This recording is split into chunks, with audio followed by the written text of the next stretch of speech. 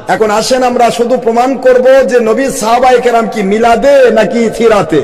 মিলাদে। দেখি তো প্রমাণ করি। শুধুমাত্র গাল গল্প করলে হবে না, দলিল দিয়ে প্রমাণ করতে হবে।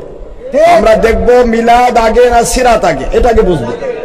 আপনারা বলেন তো, আপনাদের সন্তান জন্ম আগে নেয় না জীবনী আগে হয়?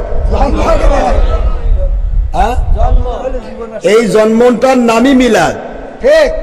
এর সাথে নবী লাগলে মিলাদিন নবী সাল্লাল্লাহু আলাইহি ওয়াসাল্লাম। এখন মিলাদ যদি আপনি অস্বীকার করেন, বাবা যদি কোন যে আমার ছেলে জন্মই নেয়নি কিন্তু মরছে,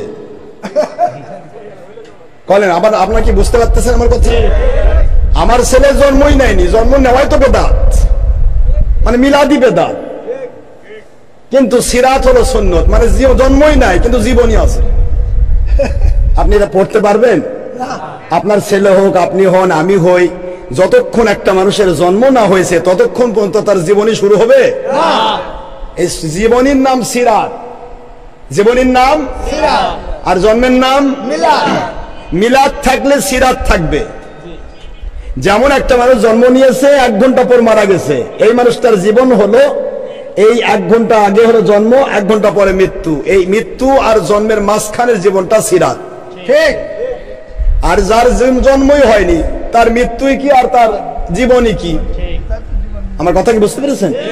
তাহলে আমরা এখানে পেয়ে গেলাম, আপনারা তিরমিজি শরীফে পাবেন, তিরমিজি শরীফের 2য় খণ্ড, সিহাসাত্তার সহিহ সনদের হাদিসের কিতাব তিরমিজি শরীফের 2য় খণ্ড 203 পৃষ্ঠার ফার্স্টের বাব, ফার্স্ট বাব, বাবের নাম বাবু মা জাআ ফি মিলাদিন নবী সাল্লাল্লাহু আলাইহি সাল্লাম। নবীজি পাক সাল্লাল্লাহু আলাইহি ওয়াসাল্লামের মিলাদের অনুষ্ঠানে, মিলাদের মাহফিলে আমার আল্লাহ কি নাজিল করেন এরই উপর একটা বাব হয়েছে। সুবহানাল্লাহ বলেন, একটা অধ্যায়। এখন আমরা যদি বলি মিলাদ নাই, তাহলে তিরমিজির এই অধ্যায়কে অস্বীকার হবে। আমরা যদি বলি নবীর মিলাদ দেওয়া যাবে না, সিরাত করে, তাহলে কি হবে? নবীজির মিলাদ জন্ম অস্বীকার। এখন জন্ম যদি অস্বীকার করি, তাহলে তার জীবনকে অস্বীকার করা, নবীজির জীবন অস্বীকার করলে ঈমান থাকবে বাবারা? এই জন্য বলছি আমাদেরকে হিসাব করে কথা বলতে হবে। আপনি হয়তো আনুষ্ঠানিক ভাবে মিলাদ পড়েন না, সেটা আপনি পড়েন না, কিন্তু আমি পড়বো, আপনি বাধা দেন কেন? মিলাদ শব্দটা নবীজির জন্ম বৃত্তান্ত নিয়ে আলোচনা। মিলাদ, মাউলিদ, মাউলুদ।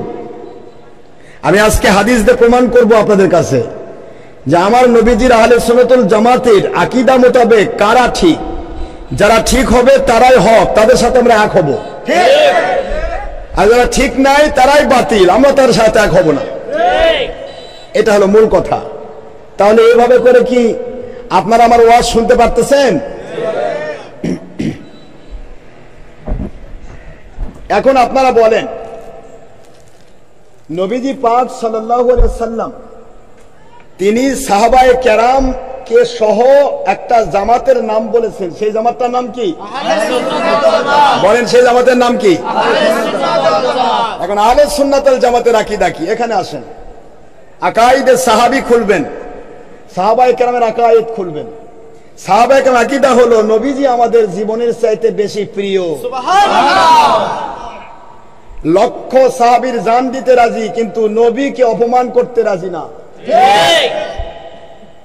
জীবনের চাইতে বেশি ভালোবাসা সাহাবীগণ দিয়েছেন বলেই সাহাবায়ে কেরাম রাদিয়াল্লাহু আনহু এত দাম, দুনিয়াতেও তারা জান্নাতের সার্টিফিকেট পেয়ে গেছেন। সুবহানাল্লাহ।